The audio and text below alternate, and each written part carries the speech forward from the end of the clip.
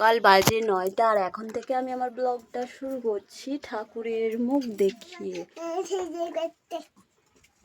এই যে ওকে এখন এই যে এটা বলে দেব, ও এটা খাবে। আজকে কি রান্না করব সেটাই দেখছিলাম।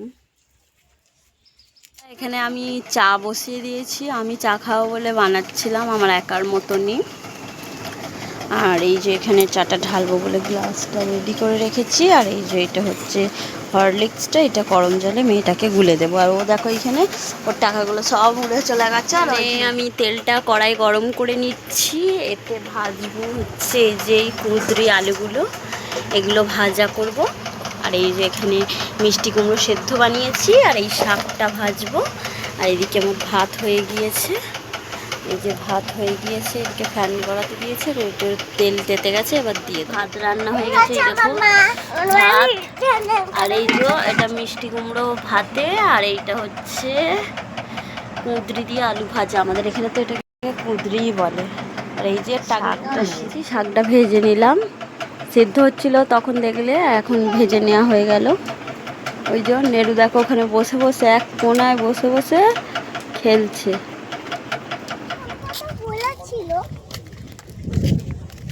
কি গো, কোথায় যাচ্ছ মেয়েটা? তুমি কি বাঁদর না কি গো? মা তুমি কি বাজি! দেখো আজকে সূর্যটা কোথায়, ওয়াও আজকে সূর্যটা তো খুব সুন্দর। ছবি তুলে দিচ্ছিলাম বন্ধুরা। এই যে টাগলু টাগলু যাচ্ছে আমার সাথে এখন ঘুরতে, তোমরা দেখতেই পাচ্ছ।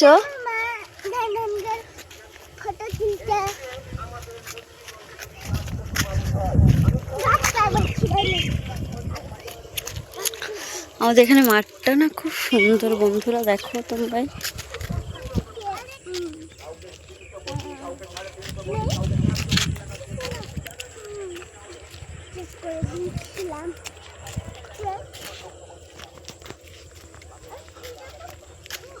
দাঁড়া বাবু,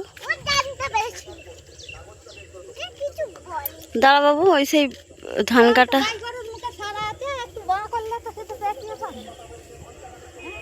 এটা হচ্ছে ধান কাটার গাড়ি, অনেক দূর থেকে দেখাচ্ছিলাম জুম করে।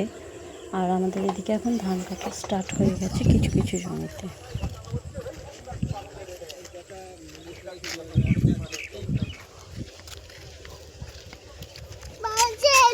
নাম কি?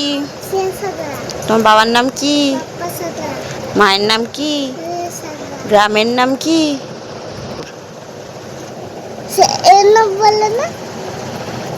সরে যা, ক্যামেরায় ঢুকে পড়বি নাকি?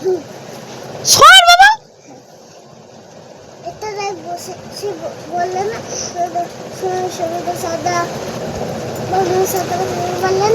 ওগুলো তুই তো জানিস, যেটা জিজ্ঞাসা করলাম বল।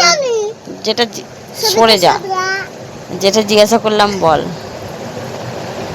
গ্রামের নাম কি? রাধা বল্লভপুর।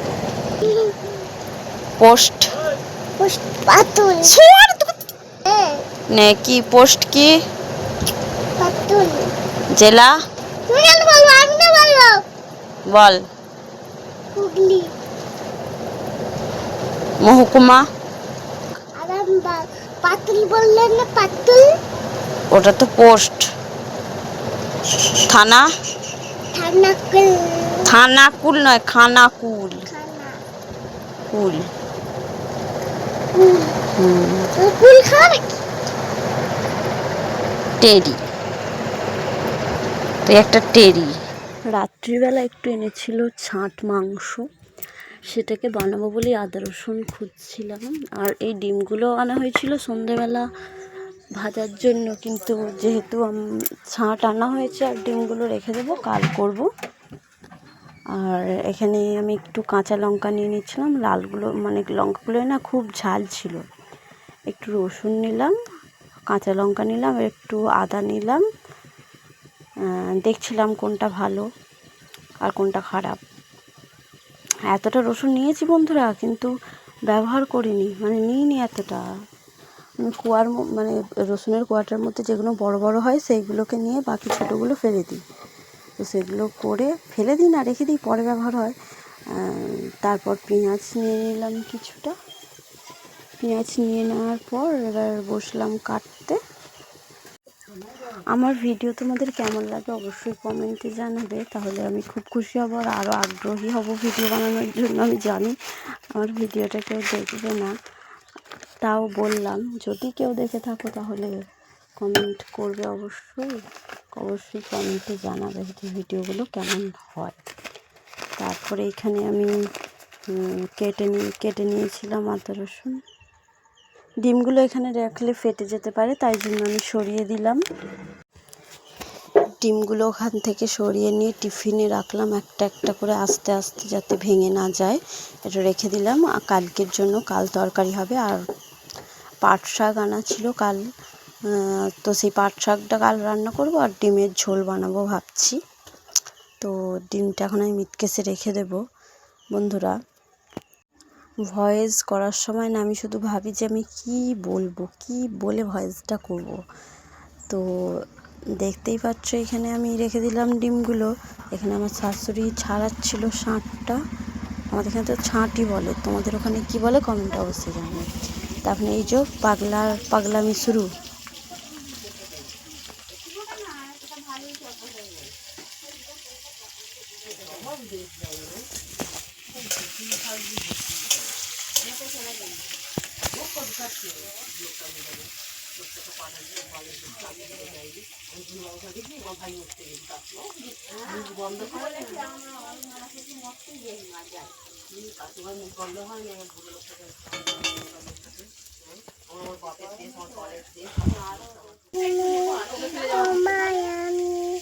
খোঁজে কোনো কিছু নাই, তো তোমায় যদি মনে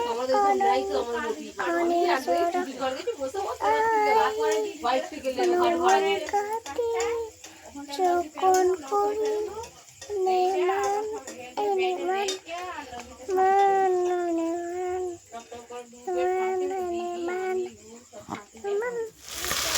এখানে আমি চিকেনটা খুব সুন্দরভাবে রান্না করি। শুধু চিকেনই বলছে, তো ছাঁচ বলে, তো সেটাকে আমি ভালোভাবে রান্না করে নিচ্ছিলাম।